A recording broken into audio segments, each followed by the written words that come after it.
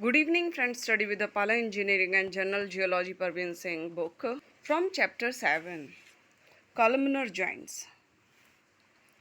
These type of joints are typical of volcanic igneous rocks, although they may also be observed in other rocks. These are also called prismatic joints. The joints divide the rock's mass into polygonal blocks. Each blocks beings bounded by 3 to 8 sides. 5 and 6 sided blocks are common. Normally, the main joints are vertical or perpendicular to the coaling surface and may extend to varying depth ranging from a few centimeters to many meters. In surface areas also the blocks may vary from few centimeters to a couple of meters. So in figure, columnar joints, jointings, cups, cusp joints, this is cup like. This is development of columnar joints. The polygonal cracks are though to be directly related to the tensile force developed during cooling, accompanied by contractions of the hot molten materials, lava or magma. Their formation is explained somewhat as follows. In a homogeneous mass undergoing uniform cooling throughout the surface, contraction is equally developed in all directions. Center of contractions are developed at equally spaced intervals, and the lines join these centers are the directions of tensile stresses. When the strength of the rock is overcome, fractures appears at right angles to these lines of tensile stress. The rock mass is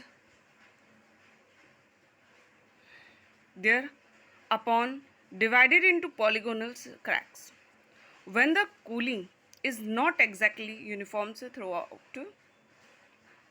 the blocks formed may be irregular in outlines. At a certain depth, the continuity of the fractures is broken by disc-shaped joints called cup and ball joints.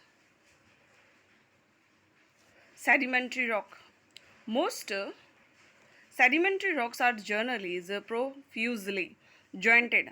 Joints may be of systematic and non-systematic classes. These joints may be closely and regularly spaced.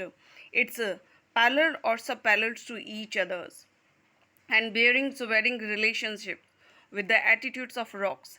Since sedimentary rocks are often folded and faulted, the joints in them are genetically related to those forces that have caused major structural deformations.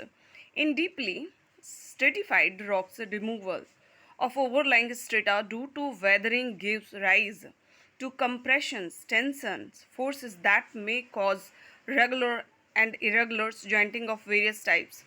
In some sedimentary rocks, system of joints may develop parallel to the bedding planes. The bedding joints, in many cases, these may be confused with stratifications. Metamorphic rocks.